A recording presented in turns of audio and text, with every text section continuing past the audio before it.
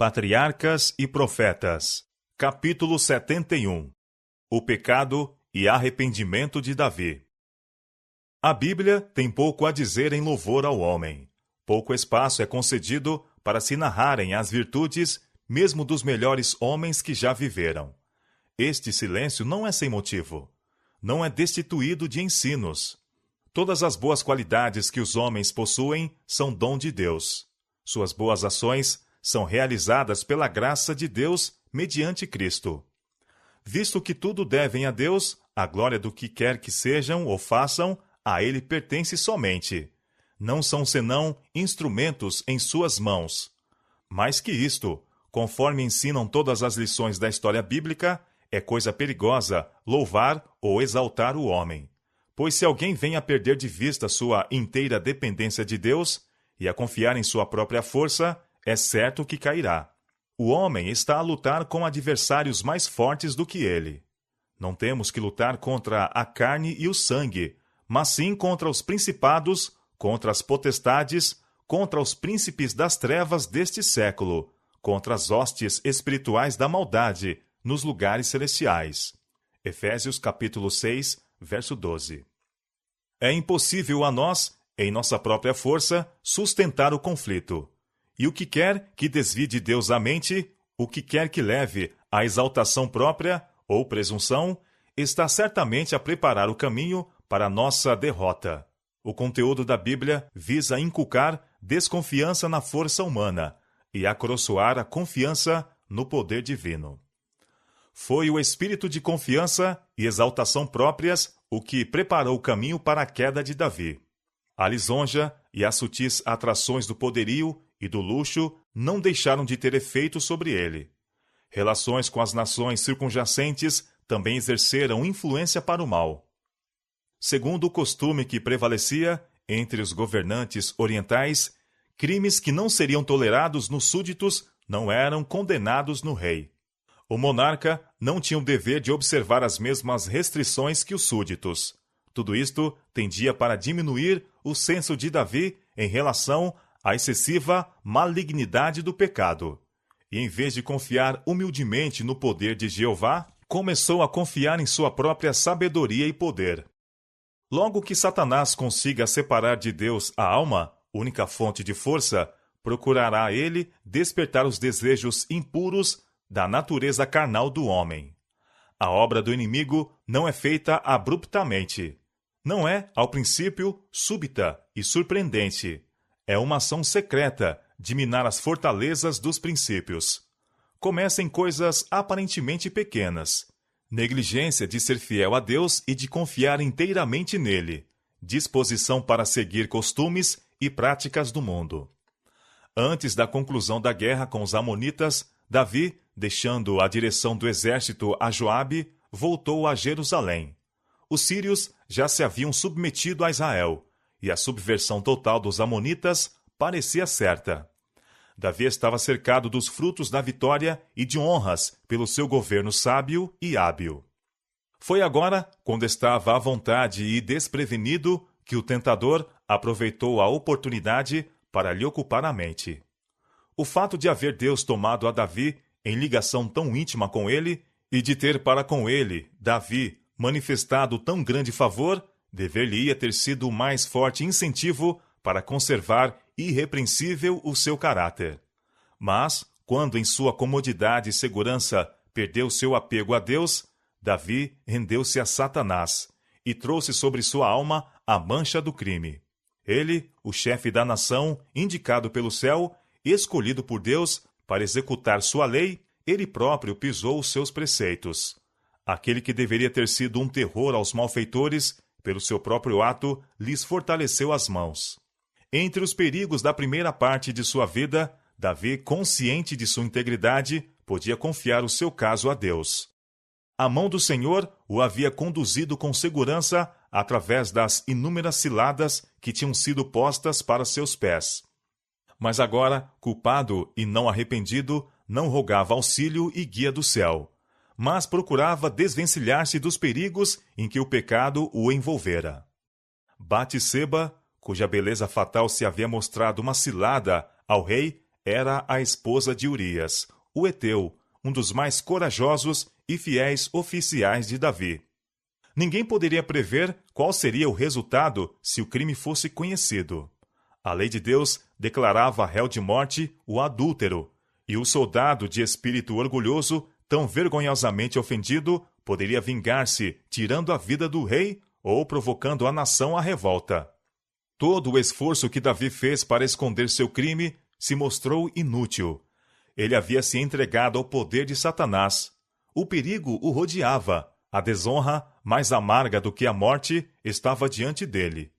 Não havia senão um meio para escapar, e em seu desespero apressou-se a acrescentar o assassínio ao adultério. Aquele que tinha tramado a destruição de Saul procurava levar Davi também à ruína. Embora as tentações fossem diversas, levavam semelhantemente à transgressão da lei divina. Davi raciocinou que, se Urias fosse morto pela mão de inimigos na batalha, a culpa de sua morte não poderia ser atribuída ao rei. Batseba estaria livre para ser a esposa de Davi. As suspeitas poderiam ser removidas e mantida seria a honra real. Urias foi feito portador de sua própria ordem de morte. Uma carta, enviada pela sua mão a Joabe, da parte do rei, ordenava: Ponde Urias na frente da maior força da peleja, e retirai-vos de detrás dele, para que seja ferido e morra. Joabe, já manchado com o crime de um afrontoso assassínio, não hesitou em obedecer às instruções do rei, e Urias tombou pela espada dos filhos de Amon. Até ali, o registro de Davi como governante fora tal como poucos monarcas já o tiveram. Está escrito a respeito dele que julgava e fazia justiça a todo o seu povo. Sua integridade conquistara a confiança e lealdade da nação, mas, afastando-se ele de Deus e entregando-se ao maligno, tornou-se, durante aquele tempo, agente de Satanás. Contudo, ainda mantinha a posição e autoridade que Deus lhe dera, e por causa disto, exigiu obediência que poria em perigo a alma daquele que a ela se rendesse. E Joabe, cuja fidelidade fora protestada ao rei, em vez de a Deus, transgrediu a lei de Deus, porque o rei o ordenara. O poder de Davi fora a ele dado por Deus, mas para ser exercido apenas de acordo com a lei divina. Ordenando ele o que era contrário à lei de Deus, tornava-se pecado obedecer. As potestades que há foram ordenadas por Deus, mas não devemos obedecer-lhes contrariamente à lei de Deus. O apóstolo Paulo, escrevendo aos gentios, expõe o princípio pelo qual devemos ser governados.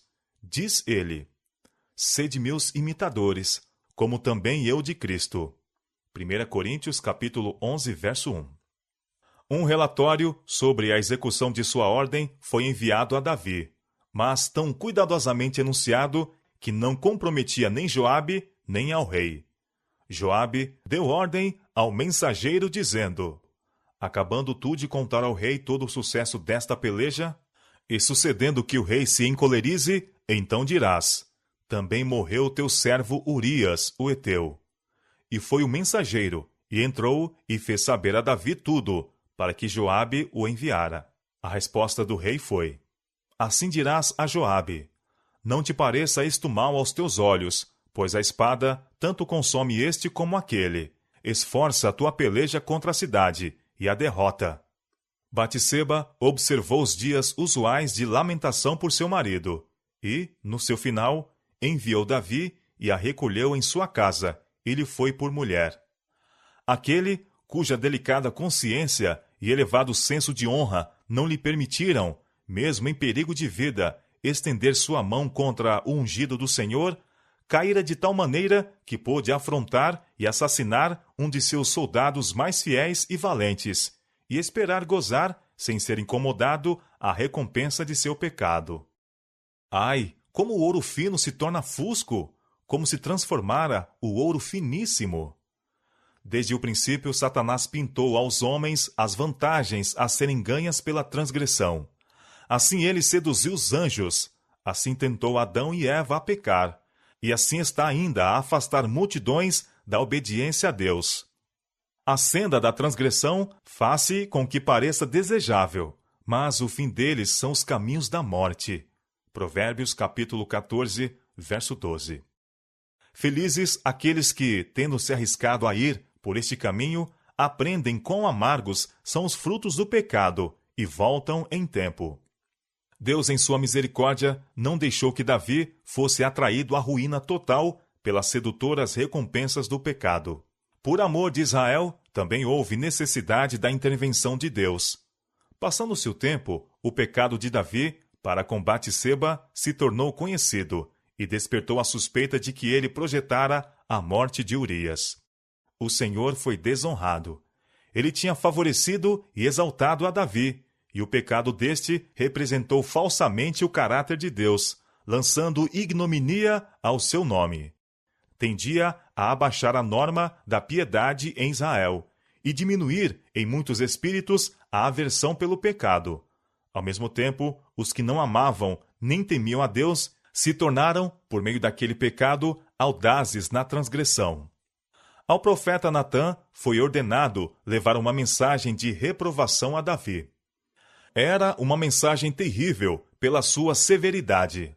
A poucos soberanos tal censura poderia ser feita, a não ser com preço de morte certa a quem a fizesse. Natã transmitiu resolutamente a sentença divina, e contudo, com tal sabedoria do alto, que captou a simpatia do rei, despertou-lhe a consciência e arrancou-lhe dos lábios a sentença de morte sobre si. Apelando para Davi como o guarda devidamente designado dos direitos de seu povo, o profeta referiu a história da falta e opressão que exigiam desagravo. Havia numa cidade 2 homens, disse ele, um rico e outro pobre. O rico tinha muitíssimas ovelhas e vacas, mas o pobre não tinha coisa nenhuma, senão uma pequena cordeira que comprara e criara. E ela tinha crescido com ele e com seus filhos igualmente. Do seu bocado comia, e do seu copo bebia, e dormia em seu regaço, e a tinha como filha.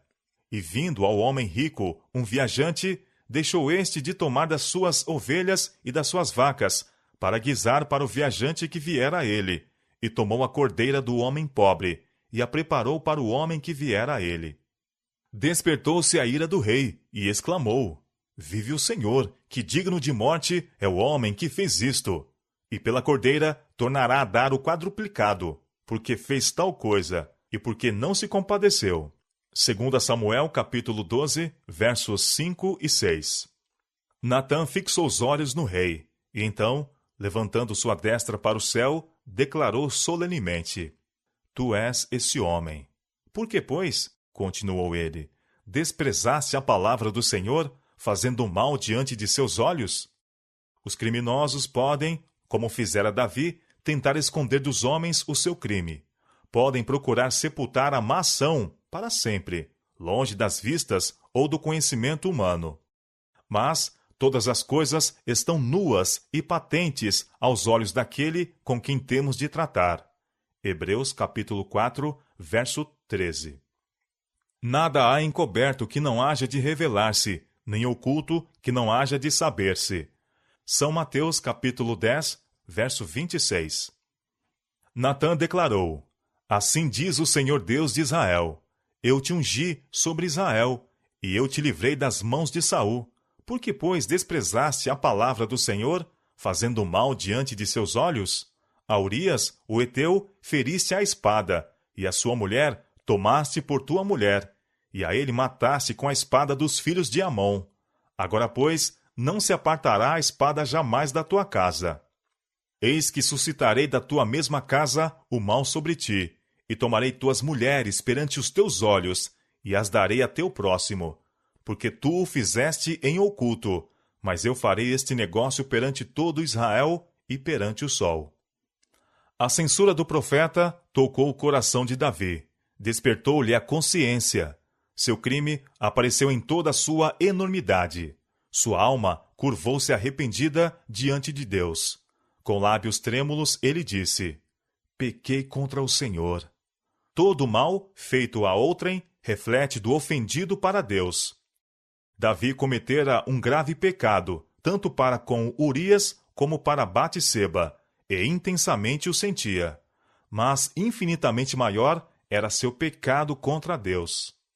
Posto que não se encontrasse ninguém em Israel para executar a sentença de morte sobre o ungido do Senhor, Davi estremecia, com o receio de que, estando em falta e não perdoado, fosse ele suprimido pelo rápido juízo de Deus. Mas foi-lhe enviada a mensagem pelo profeta: também o Senhor traspassou o teu pecado, não morrerás. Todavia, a justiça deveria ser mantida. A sentença de morte foi transferida de Davi à criança de seu pecado. Assim ao rei foi dada oportunidade para o arrependimento, conquanto, para ele, o sofrimento e a morte da criança, como parte de seu castigo, foram muito mais amargos do que poderia ter sido sua própria morte. Disse o profeta: porquanto, com este feito, deste lugar sobremaneira a que os inimigos do Senhor blasfemem. Também o filho que te nasceu certamente morrerá. Quando seu filho foi atacado pela moléstia, Davi, com jejum e profunda humilhação, rogou pela sua vida. Retirou as vestes reais, depôs a coroa, e noite após noite jazia prostrado em terra, intercedendo, com a dor de um coração quebrantado, pelo inocente que sofria por culpa dele. Os anciãos da sua casa se levantaram e foram a ele, para o levantar da terra. Porém, ele não quis. Muitas vezes, quando foram pronunciados juízos sobre pessoas ou cidades, a humilhação e o arrependimento desviaram o golpe. E aquele que é sempre misericordioso, pronto a perdoar, enviara mensageiros de paz. Animado com esse pensamento, Davi perseverou em sua súplica, enquanto a criança foi poupada em vida. Sabendo que era morta, silenciosamente submeteu-se ao decreto de Deus. O primeiro golpe fora desferido, naquela retribuição que ele próprio declarara justa. Mas Davi, confiando na misericórdia de Deus, não ficou sem consolação. Muitíssimas pessoas, lendo a história da queda de Davi, têm perguntado: por que se faz público tal registro? Por que achou Deus conveniente patentear ao mundo este negro episódio da vida de quem fora tão grandemente honrado pelo céu? O profeta, em sua reprovação a Davi, declarou com relação ao seu pecado: com este feito, deste lugar sobremaneira a que os inimigos do Senhor blasfemem. Através de gerações sucessivas, os incrédulos têm apontado para o caráter de Davi, que traz esta negra mancha, e exclamado com triunfo e escárnio: este é o homem, segundo o coração de Deus. Assim foi trazido o opróbrio à religião. Deus e sua palavra foram blasfemados. Almas se endureceram na incredulidade, e muitos, sob um manto de piedade, se tornaram audazes no pecado. Mas a história de Davi não fornece defesa ao pecado. Era quando ele andava no conselho de Deus que era chamado homem segundo o coração de Deus. Pecando, isto cessou de ser verdade com relação a ele, até que pelo arrependimento voltasse ao Senhor. A palavra de Deus compreensivelmente declara: esta coisa que Davi fez pareceu mal aos olhos do Senhor. 2 Samuel, capítulo 11, verso 27. E o Senhor disse a Davi pelo profeta: por que, pois, desprezaste a palavra do Senhor, fazendo mal diante de seus olhos? Agora, pois, não se apartará a espada jamais da tua casa, porquanto me desprezaste. Embora Davi se arrependesse de seu pecado e fosse perdoado e aceito pelo Senhor, ceifou a messe funesta da semente que ele próprio semeara. Os juízos sobre ele e sua casa testificam da aversão de Deus ao pecado. Até ali, a providência de Deus tinha preservado a Davi contra todas as conspirações de seus inimigos, e fora diretamente exercida para restringir a Saul. A transgressão de Davi mudou, porém, sua relação para com Deus. O Senhor, de nenhuma maneira, pode sancionar a iniquidade. Ele não podia exercer seu poder para proteger a Davi dos resultados de seu pecado, como o protegera da inimizade de Saul. Houve uma grande mudança no próprio Davi. Ele ficou quebrantado em espírito pela consciência de seu pecado e de seus resultados que teriam grande alcance. Sentiu-se humilhado aos olhos de seus súditos. Sua influência se enfraqueceu. Até ali sua prosperidade fora atribuída à sua conscienciosa obediência aos mandamentos do Senhor. Mas agora, seus súditos, tendo conhecimento de seu pecado, seriam levados a pecar mais livremente. Sua autoridade em sua própria casa, o direito ao respeito e à obediência de seus filhos enfraqueceram. Uma intuição de sua culpa conservava-o silencioso, quando ele teria condenado o pecado. Tornava fraco seu braço para executar justiça em sua casa. Seu mau exemplo exerceu influência sobre seus filhos, e Deus não interviria para impedir o resultado. Ele permitiria que as coisas tomassem seu curso natural, e assim Davi foi severamente castigado. Durante um ano inteiro, após sua queda, Davi viveu em aparente segurança. Não havia prova externa do desagrado de Deus, mas a sentença divina pairava sobre ele. Rápida e certamente aproximava-se um dia de juízo e condenação, o qual nenhum arrependimento poderia desviar, de angústia e vergonha que entenebreceriam toda a sua vida terrestre. Aqueles que, apontando para o exemplo de Davi, procuram diminuir a culpa de seus próprios pecados, deveriam aprender do registro bíblico que duro é o caminho da transgressão. Embora semelhantes a Davi se desviem de sua má conduta, achar-se-á que os resultados do pecado, mesmo nesta vida, são amargos e duros para se suportarem. Era intuito de Deus que a história da queda de Davi servisse como advertência de que mesmo os que ele abençoou e favoreceu grandemente não se devem sentir livres de perigo e negligenciar a vigilância e a oração. E isso tem feito esta história aqueles que humildemente têm procurado aprender a lição que Deus tencionava dar. De geração em geração, milhares têm sido levados a compenetrar-se do perigo que correm em virtude do poder do tentador. A queda de Davi, que foi tão grandemente honrado pelo Senhor, despertou neles desconfiança do próprio eu. Sentiram que apenas Deus os poderia guardar pelo seu poder mediante a fé. Sabendo que nele estavam sua força e segurança, recearam dar o primeiro passo no terreno de Satanás. Mesmo antes que a sentença divina fosse pronunciada contra Davi, começara ele a colher o fruto da transgressão. Sua consciência estava inquieta. A aflição de espírito, que então suportava, é apresentada no Salmo 32. Diz ele: Bem-aventurado aquele cuja transgressão é perdoada, e cujo pecado é coberto.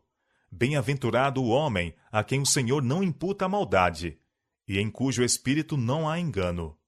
Enquanto eu me calei, envelheceram os meus ossos, pelo meu bramido em todo o dia, porque de dia e de noite a tua mão pesava sobre mim. O meu humor se tornou em sequidão de estio. Salmo, capítulo 32, versos 1 a 4. E o Salmo 51 é uma expressão do arrependimento de Davi, quando lhe veio de Deus a mensagem de reprovação. Tem misericórdia de mim, ó Deus, segundo a tua benignidade. Apaga as minhas transgressões, segundo a multidão das tuas misericórdias.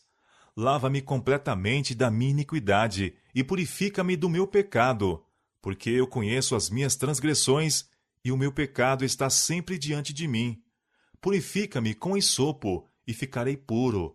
Lava-me e ficarei mais alvo do que a neve.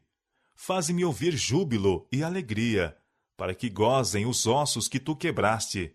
Esconde a tua face dos meus pecados e apaga todas as minhas iniquidades. Cria em mim, ó Deus, um coração puro e renova em mim um espírito reto. Não me lances fora da tua presença e não retires de mim o teu Espírito Santo.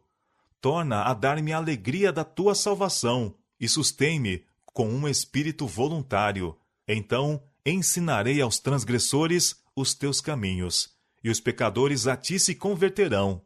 Livra-me dos crimes de sangue, ó Deus, Deus da minha salvação, e a minha língua louvará altamente a tua justiça. Salmo, capítulo 51, versos 1 a 14.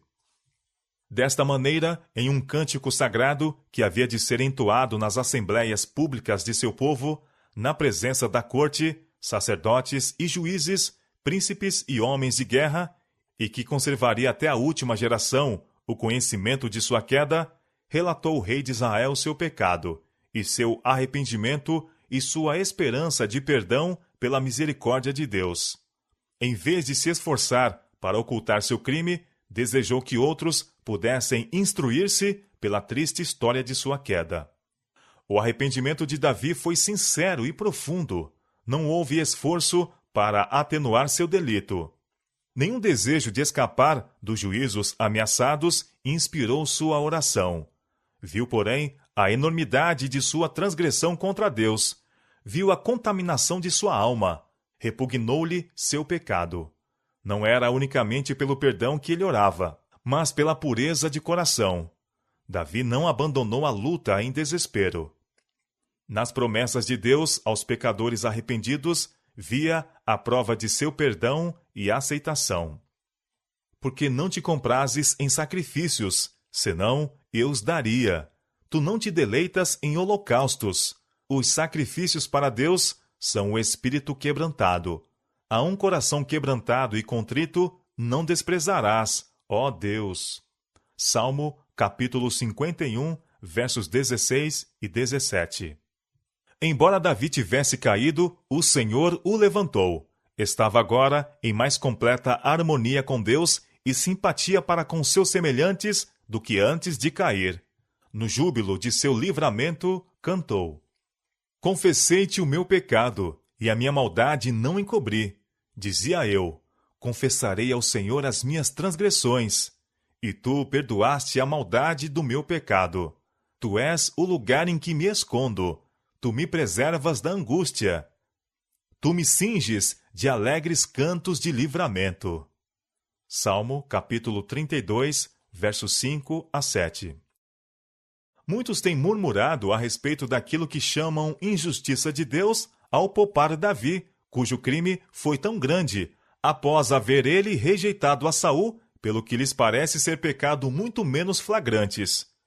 Mas Davi humilhou-se e confessou seu pecado, ao passo que Saul desprezou a reprovação e endureceu o coração na impenitência. Este período da história de Davi está repleto de significação para o pecador arrependido. É uma das ilustrações mais flagrantes que nos são dadas das lutas e tentações da humanidade, do arrependimento genuíno para com Deus e da fé em nosso Senhor Jesus Cristo. Durante todos os séculos, tem se mostrado uma fonte de animação às almas que, tendo caído em pecado, achavam-se a lutar sobre o fardo de sua culpa. Milhares de filhos de Deus, quando traídos pelo pecado e prontos a entregar-se ao desespero, têm se lembrado como o arrependimento e confissão sincera de Davi foram aceitos por Deus, não obstante sofrer ele pela sua transgressão. E estes também se revestiram de coragem para arrepender-se e procurar novamente andar no caminho dos mandamentos de Deus. Quem quer que, sob a reprovação de Deus, humilhe a alma com confissão e arrependimento, como fez Davi, pode estar certo de que há esperança para ele. Quem quer que com fé aceite as promessas de Deus, encontrará perdão. O Senhor nunca lançará fora uma alma verdadeiramente arrependida.